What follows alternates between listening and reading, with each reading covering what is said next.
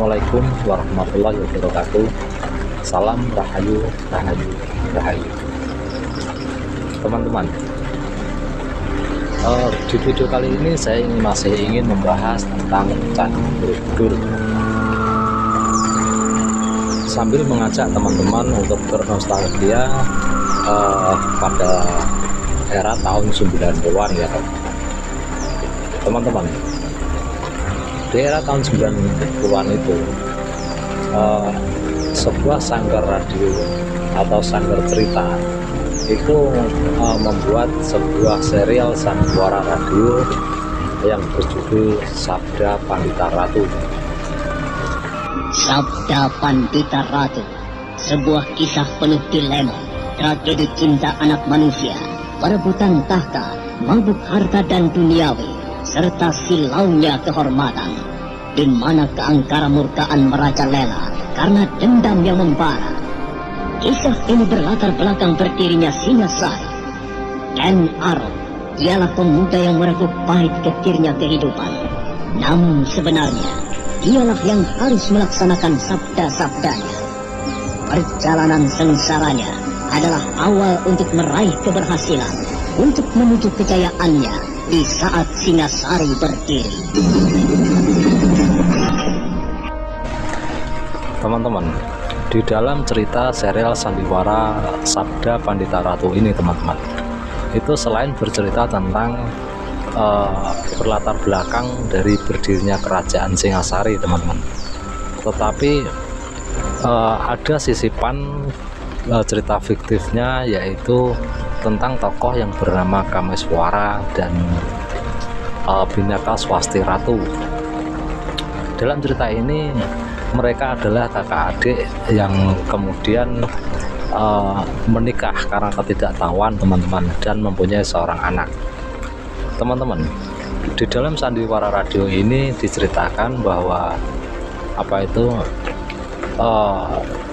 selain berlatar belakang tentang perjuangan Ken Arok, juga berlatar belakang munculnya kembali Candi Borobudur atau disebut Candi Murca teman-teman, karena candi ini sempat hilang dari pandangan selama berabad-abad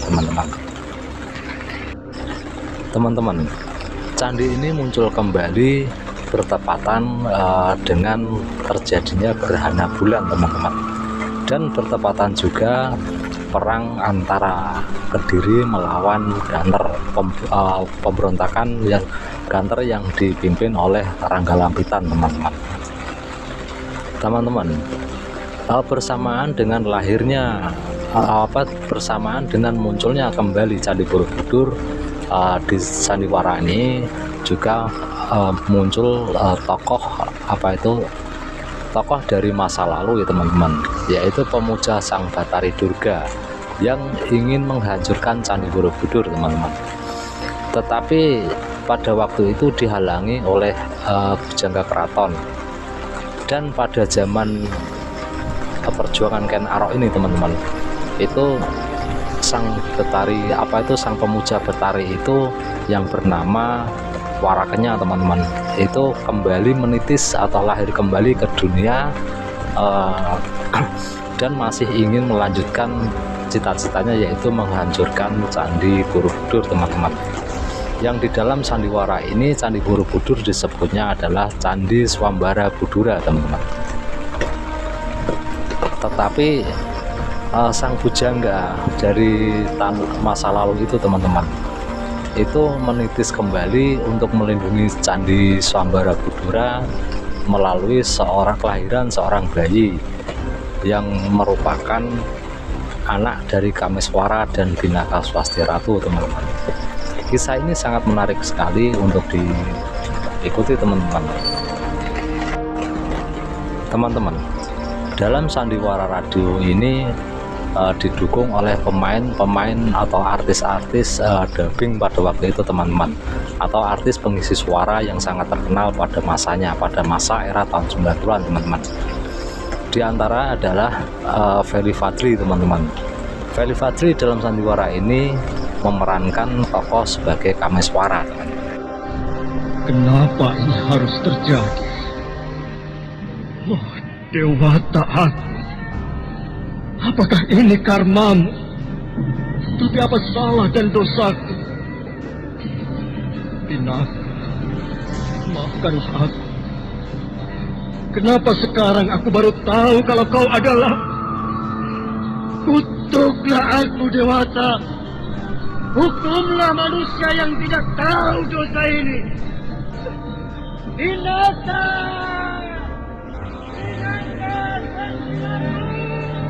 Teman-teman, kalau ada Ferry Fadly, tentunya ada juga pasangannya, yaitu Ely Ermawati. Teman-teman tentunya tahu Ely Ermawati yang memerankan tokoh sebagai Mantili di dalam Sandiwara Saur Sepuh, teman-teman. Di dalam Sandiwara Sabda Pandita Ratu ini, Ely Ermawati berperan sebagai Kendedes, teman-teman.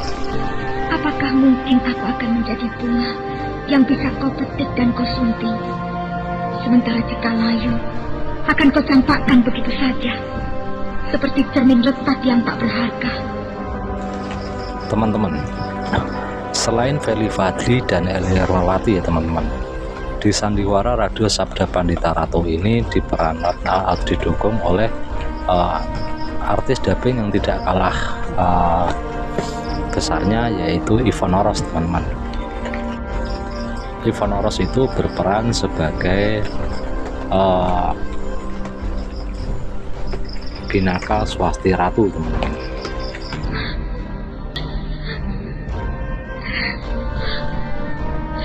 Beginikah perjalanan hidupku? Apakah aku harus menerima garis nasib yang bernoda dan dosa?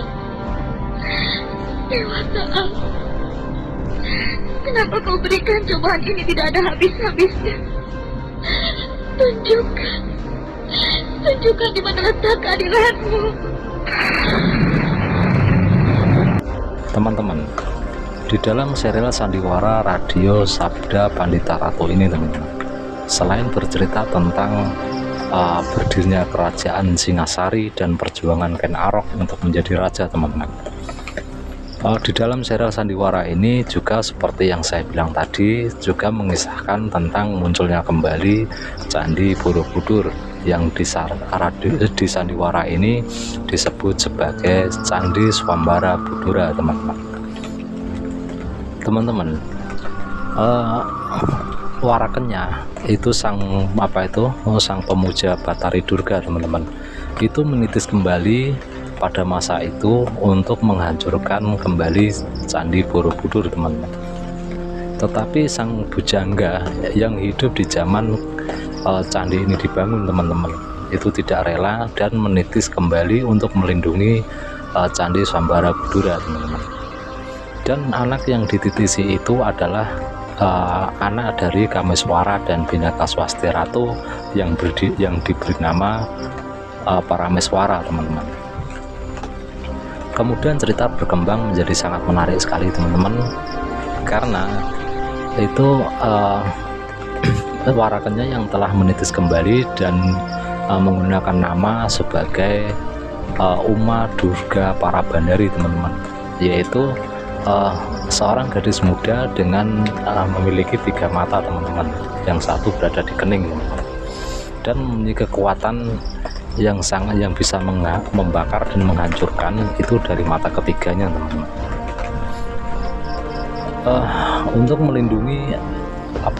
melindungi anaknya, teman-teman, Kameswara dan Pinaka Swasti Ratu dibantu oleh orang-orang yang telah dipilih oleh takdir, yang juga memiliki kekuatan atas kesaktian dari sang bujangga, teman-teman, dengan ditandai dengan adanya Raja Kalacakra di telapak tangan kanan, teman-teman.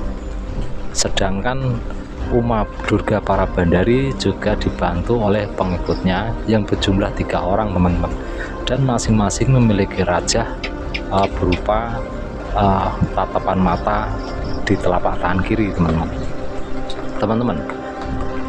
Di dalam kisah Sandiwara Radio ini teman-teman, selain menghadirkan cerita-cerita yang sangat menarik dan juga cerita-cerita sejarah teman-teman, ini juga diselipi dengan sebuah nasihat-nasihat filosofi yang sangat bagus sekali, yang sangat bisa diambil hikmahnya teman-teman. Nah, anak-anakku, lihatlah betapa luas pantai ini. Airnya bersih, ikannya banyak, dan dipandangnya sangat indah. Pantai ini sangat memberi manfaat untuk kehidupan, untuk semua makhluk hidup yang mengisi Mayapada ini. Marilah kita contoh pantai ini, anak-anakku. Kita pun harus berguna untuk kehidupan. Jadikan diri kita bersih dari keinginan-keinginan yang akan merugikan masyarakat banyak.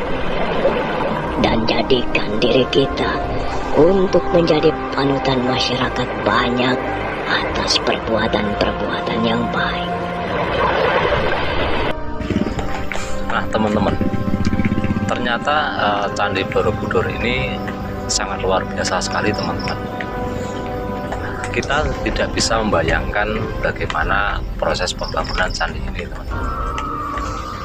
Tetapi yang pasti mahakarya dari leluhur kita pada zaman Mataram teman-teman, itu mampu menginspirasi para seniman-seniman yang ada dari zaman ke zaman teman-teman, untuk berkarya berdasarkan imajinasi atau ide-ide dari keberadaan Candi Borobudur ini teman-teman.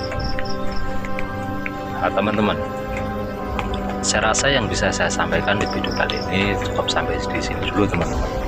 Dan ada kurang dan lebihnya dalam saya bernarasi, mohon dimaafkan teman-teman, mohon dimaklumi ya teman-teman, karena saya masih belajar untuk berbicara di YouTube ini teman-teman. Teman-teman, bagi teman-teman yang baru menemukan channel ini, jangan lupa untuk like, share, dan subscribe teman-teman. Dan bagi yang sudah subscribe di channel ini, saya ucapkan terima kasih atas dukungannya. Mudah-mudahan channel ini bisa berkembang dan memberi manfaat yang lebih luas lagi kepada kita semua untuk belajar bersama-sama teman-teman, yaitu tentang seni, sejarah, seni, budaya, tradisi, dan juga kehidupan sehari-hari teman-teman, dan juga sedikit sejarah Nusantara teman-teman.